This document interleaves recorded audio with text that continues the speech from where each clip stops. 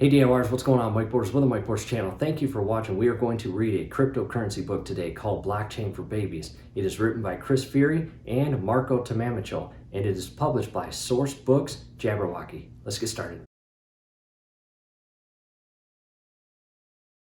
Blockchain for Babies by Chris Fury and Marco Tamamichel. Published by Source Books, Jabberwocky. This is a ball. You can use a coin to buy the ball from Alice. In our case, we are going to call this the Binky coin. Everyone can see Alice has the coin now, but a digital coin is invisible.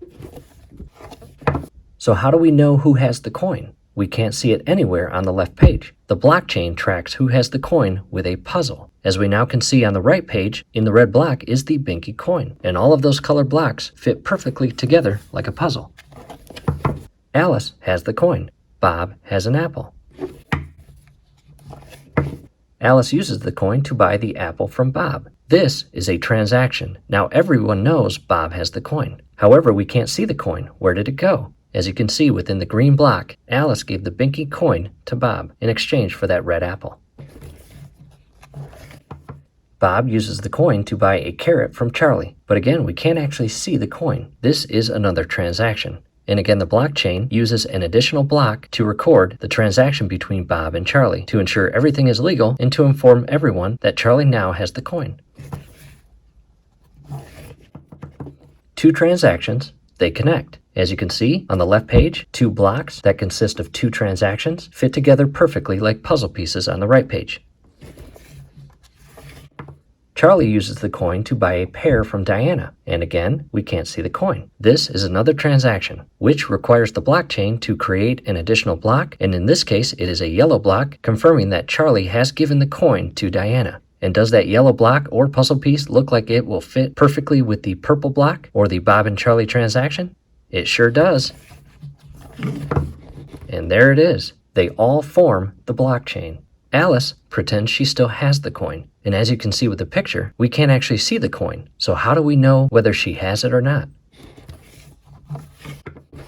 Alice wants to buy a pear from Diana. This is also a transaction, which again requires the blockchain to create an additional block to record the transaction and allow it to properly fit in the blockchain.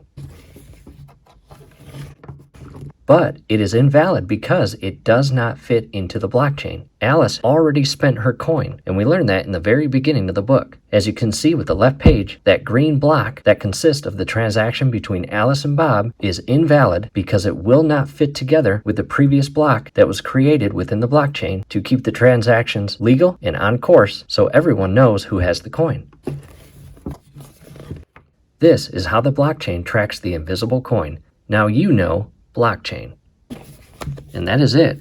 And we hope you enjoyed the read aloud video. The authors and publishers did a great job on this book, and we strongly recommend purchasing to have this around. Your kids will love it. Again, they did a great job really bringing the technology of the blockchain down to a very friendly entry-level explanation. And as a parent reading this to your kids, it will definitely educate you as well and give you a much better understanding of the blockchain and what goes on behind the scenes with the technology of the blocks and transactions and where the coin is at all times. So again, below in that description and comment section is that link to purchase this book. Again, your kids will love this. Do us a favor, below the video you will see that thumbs up icon. Click on that, like the video, subscribe to the channel, definitely ring your YouTube bell. That would be very helpful to us. We'd really appreciate it. Thanks again for watching.